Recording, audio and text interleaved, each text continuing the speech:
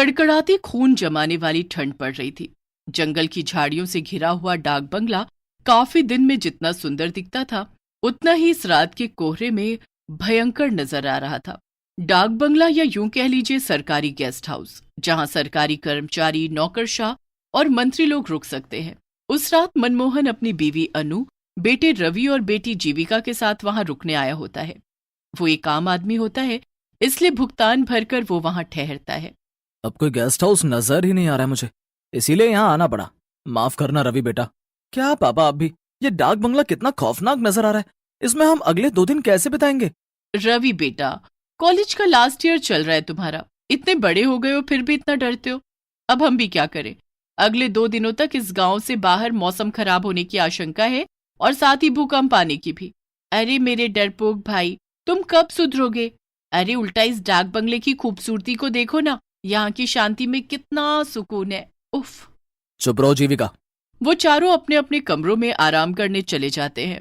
रवि और जीविका एक कमरे में सोते हैं और मनमोहन और अनु एक कमरे में। जब जीविका आराम कर रही होती है तभी अचानक से रवि को बाहर से किसी के हंसने की आवाज आती है।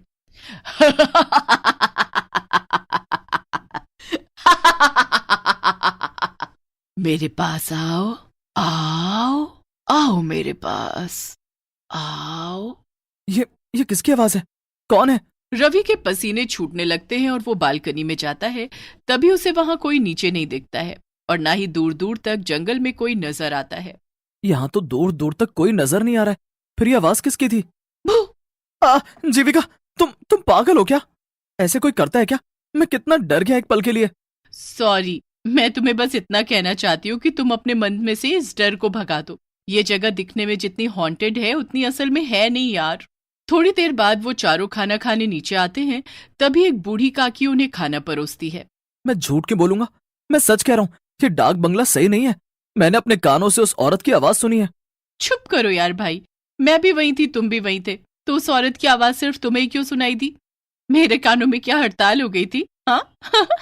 शट अप जीविका। हाँ बेटा, इतना मत घबराओ। लेकिन पापा। रवि बेटा, जैसा तुम सोचोगे वैसा ही तुम्हें महसूस होगा। तुम बार बार उसी बारे में सोचोगे तो तुम्हें वही सब नजर आएगा, वही महसूस होगा बेटा। चुपचाप खाना खाइए, वरना ठंड में जल्दी ठंडा हो जाएगा। वैसे भी डाक बंगले की दीवारों को शांति पसंद है, हल्ला नहीं। जी काकी।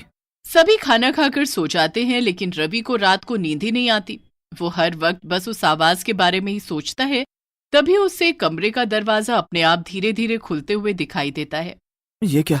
ये दरवाजा अचानक से कैसे खुल रहा है? ये सब क्या हो रहा है? दरवाजा अपने आप खुल जाता है और रवि बिस्तर से उठकर हिम्मत जुटाते हुए दरवाजे के पास जाता है। तभी वो एक काले साए को फौरन सीढ़ियों से नीचे की तरफ भागते हुए देखता है।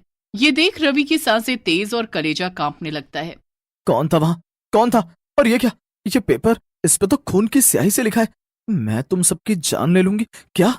तभी रवि बहुत ज्यादा डर जाता है और वो तुरंत मनमोहन, अनु और जीविका को उठाकर उन्हें सब कुछ दिखाता है और साथ ही वो पेपर भी दिखाता है। मेरा यकीन कीजिए माँ पापा, मैं झूठ क्यों बोलूं भला? मैंने सच में किसी काले साए को सीढ़ियों से नीचे की तरफ भागते हुए देखा है। और ये पेपर, इस पर खून की स्याही से लिखा है, देखो आप। उस पेपर से वो सब लिखा हुआ मिट चुका था। ये देख रवि के होश उड़ जाते हैं। ऐसा कैसे हो सकता है? रवि, एक काम करो, तुम और जीविका हमारे कमरे में सो जाओ। चारों एक साथ सोएंगे तो किसी को डर नहीं लगेगा। लेकिन पापा, मैं डर नहीं रहा, मैं बस मेरी और आपकी सबकी भलाई के लिए कह रहा हूँ। यहाँ से चलिए। आप सब भूत प्रेत में विश्वास नहीं करते होंगे, लेकिन मुझे है। रवि भाई, तुम कुछ ज्यादा ही सोच रहे हो। बस रवि, चलो सोने। अब और कुछ नहीं सुनना है हमें। पहले ही तुम्हारे पापा और मैं बहुत थक चुके हैं। कोई रवि की बात समझने की कोशिश ही नहीं करता और सब एक ही कमरे में सो जाते हैं। जैसे तैसे रात गुजर जाती है। अगले दिन रवि उस बूढ़ी काकी से पूछता है, काकी, यहाँ इस डाक बंगले में केवल मैं और मेरा परिवार ही रुका हुआ है, यहाँ और कोई नहीं रुकता क्या? लोग यहाँ रुकने आते हैं, लेकिन अभी इस समय नहीं है। हटो यहाँ से, मुझे बाहर जाना है। रवि दिन में उस बंगले को अच्छे से देख लेता है। मनमोहन, अनु और जीविका बाहर बैठकर बातें कर रहे होते हैं। अरे रवि भाई, आओ हमारे साथ बैठ जाओ, वरना फिर कोई भूत आकर आपको परेशान कर लेगा। बस जीविका, कितना परेशान करोगी तुम उसे चिढ़ा चिढ़ा कर। ओके बाबा, सॉरी। रवि कुछ दूर टहलने जाता है और तभी उसे एक लड़की दिखाई देती है जो सुनसान सड़क पर फूल बेच रही होती है। साहब, साहब फूल ले लो ना साहब, गुलाब, चंपा, चमेली, मोगरा, जास्मीन, सारे फूल हैं मेरे पास। न, नहीं नहीं, मुझे नहीं चाहिए कोई फूल। अच्छा ठीक है, लेकिन मेरी बोनी हो जाए इसलिए एक फूल तो ले लीजिए प्लीज साहब। रवि उस फूल को खरीदकर अपनी माँ अनु को बालों में लगाने के लिए दे देता है। बाद में जब अनु बाथरूम में मुंह धोने जाती है तभी वहां की लाइट अचानक से बंद चालू होने लगती है। अरे इन लाइट्स को क्या हो गया अचानक से? और जब अनु आईने में देखती है तभी उसके पीछे एक औरत खड़ी होती है जिसकी शक्ल काफी ज्यादा खौफनाक होती है। आ! अनु की चीख सुनकर सभी उसके कमरे में भागे चले आते हैं और उसे वहां पर बेहोश पाते हैं। माँ आंखें खोलो ना माँ। थोड़ी देर बाद जब अनु को होश आता है तभी वो उन तीनों को सारी घटना बताती है। अनु की जुबानी ये सारी बातें सुनकर उन तीनों के पैरों तले जमीन खिसक जाती है। माँ ये सब सच है? हाँ जीविका बेटी, रवि बिल्कुल सच कह रहा था। देखो मैंने कहा था ना आप तीनों से, इस डाक बंगले में जरूर कुछ तो गड़बड़ है। मनमोहन जी मुझे कुछ नहीं पता, हम कहीं और रुक लेंगे, चाहिए तो जंगल में रुक लेंगे, लेकिन इस भूतिया डाक बंगले में बिल्कुल नहीं। हाँ पापा, अगर माँ और रवि ने यहाँ कुछ ऐसा महसूस किया है तो हमें यहाँ नहीं रुकना चाहिए। हाँ अनु ठीक है, अपना अपना सामान ले लो, हम सब अभी इसी वक्त यहाँ से निकलते हैं। चारों अपना सामान पैक करके वहां से निकलने लगते हैं, लेकिन तभी वहां डाक बंगले के मुख्य दरवाजे पर वो बूढ़ी काकी खड़ी हो जाती है। काकी हमें जाने दीजिए, हमें अब यहाँ नहीं रहना है। नहीं कहा ना, एक बार जब कोई इस डाक बंगले में आ जाता है तो वो फिर से वापस नहीं जा पाता। नहीं, आप हमें यहाँ जबरदस्ती रुकने के लिए नहीं कह सकती काकी, हमें जाने दीजिए प्लीज। मतलब ये कि तुम सब अब हमेशा हमेशा के लिए यहीं पर रहोगे, इंसान बनकर नहीं बल्कि भूत बनकर। उतने में अचानक से वो बूढ़ी काकी अपने भूतिया रूप में बदल जाती है और वहां आसपास सभी भूत इकट्ठे हो जाते हैं। ये सब देखकर चारों की रूह कांप उठती है और रोंगटे खड़े हो जाते हैं। नहीं, बचाओ! वो चारों भागने की कोशिश करते हैं लेकिन उनके पैर नहीं हिल पाते हैं और वो जमीन से चिपक कर रह जाते हैं। नहीं, हमने यहाँ रुककर बहुत बड़ी गलती कर दी, हमें यहाँ रुकना ही नहीं चाहिए था। बचाओ! ये हमारे पैरों को क्या हो गया? ये हिल क्यों नहीं रहे? हमें बख्श दो, हमें जाने दो यहाँ से, जाने दो, हमें जाने दो। नहीं, कहा था ना मैंने। अब तुम सबका अंत है, तुम सब भी हम भूतों की बिरादरी में शामिल हो जाओगे आज। ये तो वही फूल वाली लड़की है।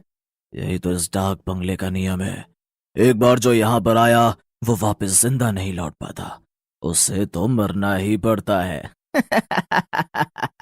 ये सब मैंने शुरू किया था, क्योंकि कई सालों पहले इसी डाक बंगले में काम करते करते गेस्ट ने मेरी जान ली थी, क्योंकि मैंने उसे सोने की तस्करी करते हुए पकड़ लिया था और मैं उसका जुर्म पुलिस को बताऊं, इस डर के कारण उसने मुझे मार दिया।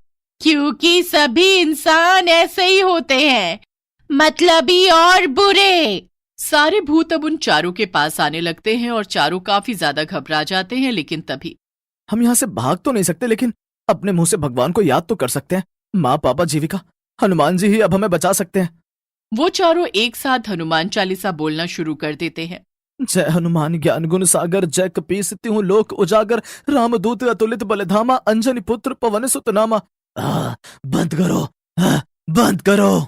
हनुमान चालीसा सुनकर सभी भूतों के कानों से खून निकलने लगता है और सभी एक के बाद एक खत्म होने लगते हैं, जिसके बाद चारों उनकी कैद से आजाद हो जाते हैं और वहां से निकल जाते हैं। उस दिन के बाद डाक बंगला भूतों और काली शक्तियों के कहर से मुक्त हो गया।